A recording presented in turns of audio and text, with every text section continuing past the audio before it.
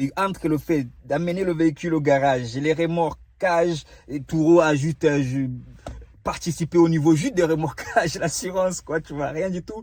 Et tout ça là, aller le chercher, bon, c'est pas moi qui est allé le chercher, c'est mon associé, ça nous a coûté 1300 € que tu n'as pas prévu. Le véhicule, il s'était loué pour un mois pour à peu près 900 € le mois. Un peu moins de 900 €. Tout d'un coup. Et ça y est, la pire chose qui puisse arriver à un loueur de véhicules, notamment sur les plateformes Turo, Getaround, m'est arrivé et je ne te dis pas la galère. Mon véhicule abandonné à Nice, s'il te plaît. Il n'aurait pas pu mieux faire. À 800 km de Paris.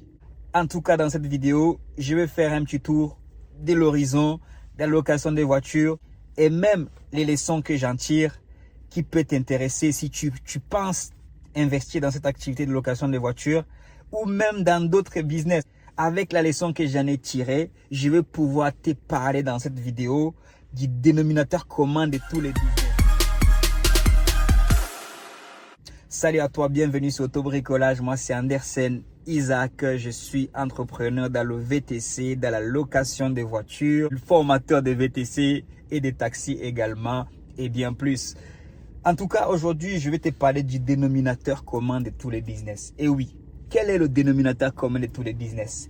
Quel que soit le business que tu vas lancer, quel que soit le business que tu vas trouver, que tu vas lancer, tu vas toujours trouver des gens qui s'en sortent bien et d'autres qui galèrent. Ici, je suis dans un lavage. Je suis sûr que malgré le fait que c'est rare de trouver un lavage une fois installé qui ne fait pas du chiffre, mais je suis sûr qu'à l'air qu'on parle à quelqu'un qui est en train de pleurer parce que son lavage ne fonctionne pas.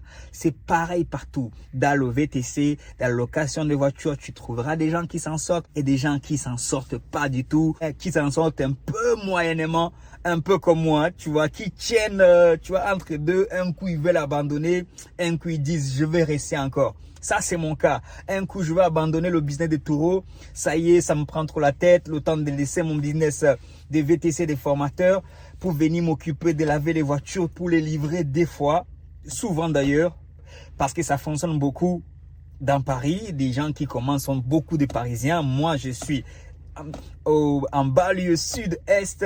Je dois des fois positionner mes véhicules à Paris, gare des Lions le plus proche, pour que je puisse avoir des réservations, des fois même des fois à Châtelet. Si vous avez d'ailleurs des astuces, je suis là pour apprendre ceux qui sont dans ces business de Turo et de Getaround. Comment vous faites avec les places de parking? Comment vous faites pour vous garer? Mais en tout cas, je pose la question, mais je connais déjà la réponse. Si tu envisages de te lancer dans ces business, cette vidéo, elle va fort t'intéresser. Mais même si tu n'envisages pas, elle va quand même t'intéresser. Elle va t'aider à relativiser quel que soit le domaine des business que tu es en train de gérer aujourd'hui. Mon dénominateur commun, je vais garder le focus là-dessus. C'est que partout dans tous les business que tu vas trouver, il y en aura tous ceux qui s'en sortent bien et ceux qui s'en sortent moins bien et ceux qui s'en sortent pas du tout. Maintenant, la question à se poser, c'est de dire comment font ceux qui s'en sortent bien? Qu'est-ce que je peux implémenter dans mon business pour que je m'en sorte un peu mieux et au fur et à mesure? Mais une chose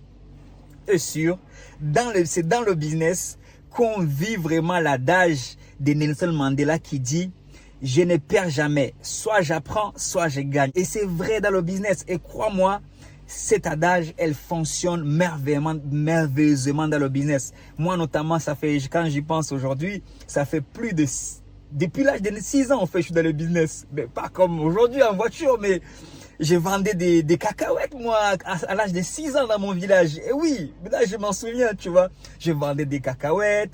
Quand on a traversé du côté de Bukavu au Congo, je suis allé casser les pierres pour aller les vendre. Et je suis allé dans des champs acheter des cannes à sucre à Bukavu, maintenant que j'y pense, en gros, pour aller les vendre au marché. Et quand je suis même arrivé au Cameroun, je me suis assis derrière la caisse d'un boss. Je travaillais pour lui. Je pense que j'étais notre entrepreneur qui n'était pas payé du tout, ni déclaré, ni payé, rien du tout.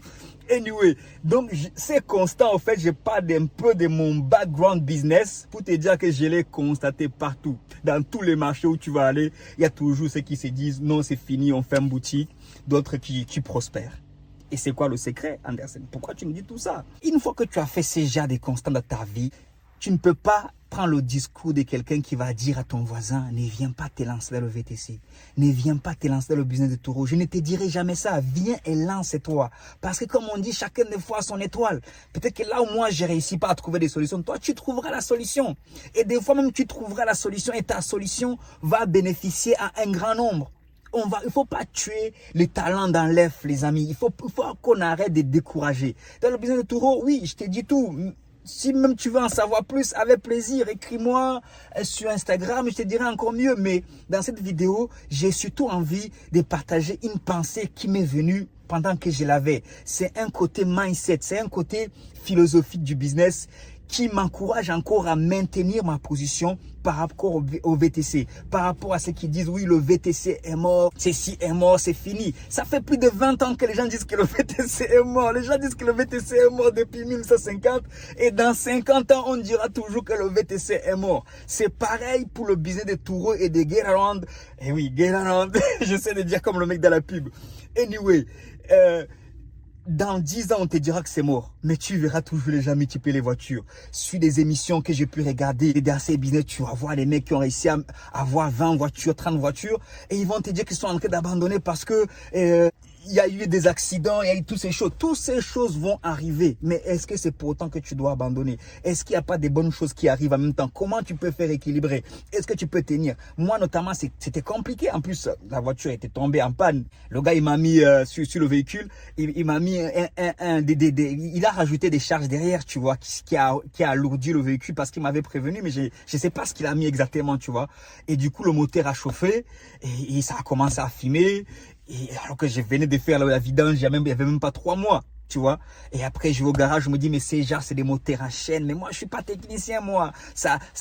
Quand ça chauffe beaucoup, il fallait rajouter de l'huile, il fallait faire ceci. Et au final, pour aller chercher le véhicule, entre le fait d'amener le véhicule au garage, les remorquages, et Taureau a juste participé au niveau juste des remorquages, l'assurance, quoi, tu vois, rien du tout. Et tout ça là, ça m'a aller le chercher. Bon, c'est pas moi qui est allé le chercher, c'est mon associé. Ça nous a coûté 1300 € que tu n'as pas prévu. Le véhicule, il s'était loué pour un mois pour à peu près 900 € le mois. Un peu moins de 900 €. Tout d'un coup. Et oui, heureusement que malgré le fait que je suis dans une situation difficile, ça c'est une autre leçon qui me vient comme ça, c'est d'avoir le fonds d'urgence. Avoir un petit fonds d'urgence qui te dépanne. Mais des fois, le fonds d'urgence s'épuise. Mais dès que le fonds d'urgence s'épuise, il faut commencer à refluer, à mettre un peu de côté. Parce que les coups durs, comme on dit, les coups durs, il y en aura toujours. Des moments durs, il y en aura toujours. Des moments que tu n'as pas prévu, que tu n'as pas vu venir. Pendant que tu te frottes les mains, tu dis, OK, j'ai 4-5 véhicules qui sont loués. Il y en a un même qui est loué à 900 €. L'ensemble, ça va me faire quoi? 1500 € qui va venir s'ajouter à mes autres activités. Voilà, et puis tu te retrouves, j'étais vite le cauchemar. Et comme je te l'ai dit, jamais tu viendras me voir, malgré tous ces coups bas, malgré toutes ces choses, je ne te dirai jamais, ne te lance pas. Non, si ça te tient à cœur, ce qui est plus dur, c'est d'avoir des regrets. Si ça brûle en toi que tu dois faire du VTC, donne-toi les moyens de le faire. Si ça brûle en toi que tu dois te lancer dans l'activité de location des voitures, donne-toi les moyens de le faire. N'aie pas peur. Ici, ça, les francophones, on a trop peur. Je me mets dedans parce que moi, au bout de toutes ces années, même si mon pays d'origine est anglophone maintenant, enfin, bilingue, je pourrais même dire, les francophones ont trop peur d'échouer. C'est pas possible. Pourquoi vous avez peur d'échouer? Viens et échoue. Fail and get up. Fail and get up. Fail and get up. Try again and get and again. Tu essaies encore et tu essaies encore. Au final, tu as un bagage. Tu as un bagage, tu as un bagage d'expérience qui témoigne pour toi. Je t'ai rencontré depuis 6 ans. Est-ce que je m'en sortais à 6 ans quand je vendais des cacahuètes? Je rentrais même pas des fois avec 100 francs rwandais de l'époque. Mais tout ça, c'est un bagage. Est-ce que je m'en sortais quand j'allais casser les pierres dans les collines de Bukavu? Pas forcément. Est-ce que je m'en sortais quand j'allais cueillir des cannes à sucre dans des vastes champs et payer le vendeur, le producteur des champs? Oui, un petit peu, mais tout ça là, c'est où? C'est nulle part, mais ça reste à moi comme de l'expérience. Est-ce que je m'en sortais quand le gars pour qui je vendais à Yaoundé dans les caniveaux des fois, même pas des fois, il ne payait pas bigo par lui, puis ça lui est devenu un homme quand même. C'est un homme, il peut voir cette vidéo, c'est la famille, tu vois. Des fois, il ne payait pas parce que j'étais un petit peu, tu vois, j'avais 14 ans, gars. ils ne me payaient pas, mais tout ça sert. Est-ce que d'ailleurs, même les voitures que je lave aujourd'hui au Cameroun, je dormais dans des voitures, frère. J'ai lavé des voitures et je dormais dedans quand c'était compliqué avant de venir ici. Est-ce que tout ça, ça remplit mon compte? Non, mais ça remplit mon cœur d'expérience. Fais pour l'expérience d'abord. Tu n'échoues pas. Soit tu réussis, soit tu apprends. Et au fur et à mesure, ça se trouve que c'est dans ces galères la vraie chose à faire. C'est dans ces difficultés du VTC que tu vas trouver l'idée de business qui va révolutionner le monde. Et que personne ne t'empêche de te lancer, crée ton entreprise. Et s'il faut que tu combines ton entreprise avec une autre activité à côté des salariats ou peu importe, suis le battement de ton cœur, ce que j'ai envie de dire. Et oui, le business Touro est mort, le business Get Around est mort, le business Touro vit et le business Get Around vit, le VTC c'est pareil. Et aussi pour finir cette vidéo, tu as vu quand tous ces business sont arrivés, tout ce qu'on appelle libérisation. Uber arrive, on a dit tous les business allaient mourir, les hôtels vont mourir à cause des Airbnb, les taxis vont mourir à cause du VTC, oh, les loueurs classiques des Europe Car, tous ces trucs là, et Hertz, tout ça vont mourir à cause des Get Around et WeCar et Touro, mais ils sont toujours là. Mais parmi tous ces là, parmi les hôtels, parmi les chauffeurs VTC, parmi les plateformes même des VTC, il y en a qui s'en sortent bien et d'autres qui s'en sortent moins bien. Il y en a qui ferment, il y a d'autres qui rouvrent et c'est comme ça et ça ne changera pas. Donc, si tu veux te lancer, lance-toi et surtout n'hésite pas à me dire ce que tu en penses dans les commentaires. Donne la force, donne-moi des idées sur quoi tu veux que je fasse des vidéos, donne-moi des idées sur comment je peux mieux structurer mes vidéos pour mieux impacter le plus de personnes possible. D'ailleurs, si tu connais un montage vidéo, je recherche. Si tu veux mettre ta pierre à l'édifice, notamment, fais-moi signe. Et parce que j'y crois en cette vision, j'y crois à la chaîne YouTube, je crois au partage de l'expérience parce qu'il y a des choses qui doivent sortir. Parce que s'il n'y avait pas de business, il y a des choses qui doivent sortir de moi. Et s'il n'y avait pas ces business là, tout ça là, je n'aurais peut-être pas quoi dire. Si je ne galérais pas pour aller chercher mon véhicule à 8000 km, enfin 800 km, je n'aurais peut-être pas, ça n'allait pas me rappeler qui je suis vraiment, d'où je viens, qu'est-ce que je faisais à l'âge de 6 ans avant même que je commence ma première année scolaire.